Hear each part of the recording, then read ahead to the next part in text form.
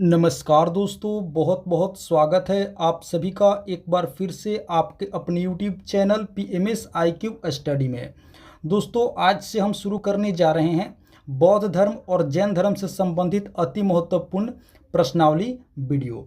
दोस्तों, आप सभी को बता दें कि इस टॉपिक का यह पहला वीडियो है, तो आप लोगों से एक रिक्वेस्ट करूँगा कि इस वीडियो को आप लोग अंत तक ज़रूर देखें। कुछ महत्वपूर्ण प्रश्न दोस्तों इस वीडियो में हम लोग कवर करेंगे, यानी कि बेसिक से जितने भी प्रश्न बनते हैं बौद्ध धर्म और जैन धर्म से संबंधित, वो दोस्तों इस वीडियो से लेकर आगामी जितने भी इस टॉपिक पर वीडियो बनेंगे उस वीडियो में हम लोग दोस्तों इस टॉपिक को अच्छे से हम लोग कवर करेंगे। दोस्तों, आप सभी को बता दें कि ये टॉपिक दोस्तों जितने भी प्रतियोगी परीक्षा हैं उसके पॉइंट ऑफ व्यू से बहुत महत्वपूर्ण टॉपिक है। दोस्तों, इस टॉपिक से एक या दो प्रश्न हमें सभी प्रतियोगी परीक्षा में देखने को मिल जाते हैं। तो आइए इस टॉपिक वीडियो को हम लोग शुरू करते हैं।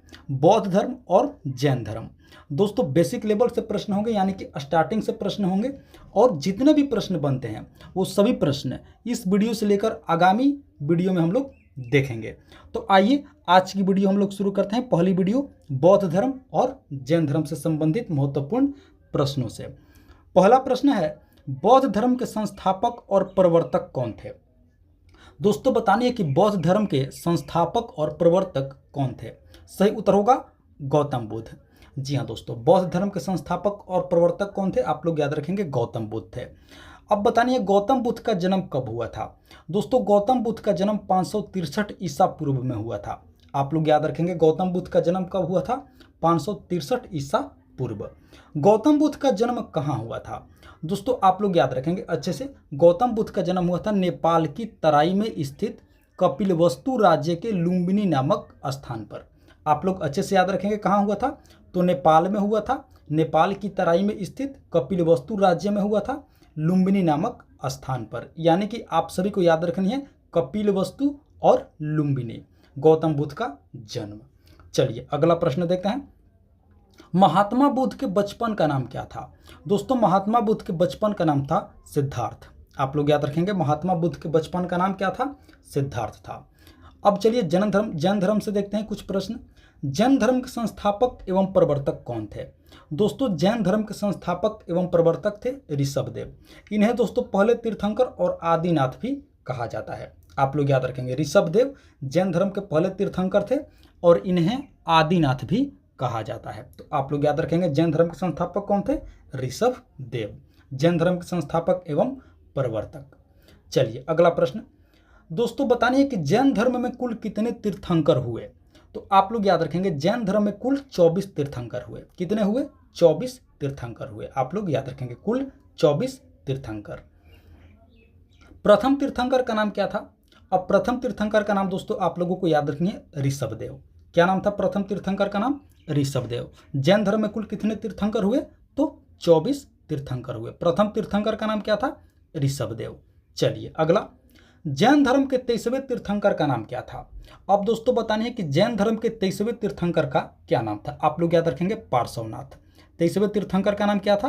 पार्श्वनाथ। आप लोग याद रखेंगे जैन धर्म के 23वें तीर्थंकर का नाम क्या था? पार्श्वनाथ। अब देखते हैं जैन धर्म के 24वें एवं अंतिम तीर्थंकर तथा प्रवर्तक कौन थे। दोस्तों, बतानी है कि जैन धर्म के 24वें, यानी कि जैसा अभी हमने पढ़ा कि जैन धर्म में कुल 24 तीर्थंकर हुए, तो बतानी है कि जैन धर्म के 24वें तीर्थंकर एवं अंतिम तीर्थंकर तथा प्रवर्तक कौन थे। सही उत्तर होगा महावीर स्वामी। आप लोग याद रखेंगे जैन धर्म के 24वें एवं अंतिम तीर्थंकर तथा प्रवर्तक कौन थे? महावीर स्वामी थे। चलिए, महात्मा बुद्ध के बचपन का नाम क्या था? आप लोग याद रखेंगे सिद्धार्थ था। उसके बाद देखते हैं महात्मा बुद्ध का माता का नाम क्या था। दोस्तों, महात्मा बुद्ध के माता का नाम बतानी है। सही उत्तर होगा महामाया। जी हाँ दोस्तों, महात्मा बुद्ध के माता का नाम क्या था? तो आप लोग याद रखेंगे महामाया। अब बात करते हैं महात्मा बुद्ध के पिता का नाम क्या था, यानी कि गौतम बुद्ध के पिता का नाम क्या था। आप लोग याद रखेंगे शुद्धोधन। जी हाँ दोस्तों, महात्मा बुद्ध के पिता का नाम क्या था? शुद्धोधन था। चलिए अगला प्रश्न देखते हैं। महात्मा बुद्ध का संबंध किस वंश से था? दोस्तों, बतानी है कि महात्मा बुद्ध का संबंध किस वंश से था, यानी कि वो किस वंश से थे। तो आप लोग याद रखेंगे महात्मा बुद्ध शाक्य वंश से थे। कौन से वंश से थे? शाक्य वंश से। महात्मा बुद्ध का संबंध शाक्य वंश से था। चलिए अगला प्रश्न, महात्मा बुद्ध का संबंध किस कुल से था। अब दोस्तों बताने हैं कि महात्मा बुद्ध का संबंध किस कुल से था, तो आप लोग याद रखेंगे वो क्षत्रिय कुल से थे। ये भी आप लोग याद रखेंगे, महात्मा बुद्ध का संबंध किस कुल से था, तो क्षत्रिय कुल से था। चलिए अगला, जैन धर्म में निर्ग्रंथ किसे कहा जाता है। दोस्तों बताने हैं कि जैन धर्म में निर्ग्रंथ किसे कहा जाता है, तो जैन धर्म में निर्ग्रंथ जैन महात्माओं को कहा जाता है। किन्हें कहा जाता है, जैन महात्माओं को कहा जाता है। अगला है, जैन धर्म के प्रथम तीर्थंकर ऋषभदेव का जन्म कहाँ हुआ था। दोस्तों अभी हमने पढ़ा कि जैन धर्म के प्रथम तीर्थंकर कौन थे, ऋषभदेव थे। बताने हैं कि इनका जन्म कहाँ हुआ था, तो अयोध्या के सूर्यवंश में। आप लोग याद रखें कहाँ हुआ था, अयोध्या के सूर्यवंश में।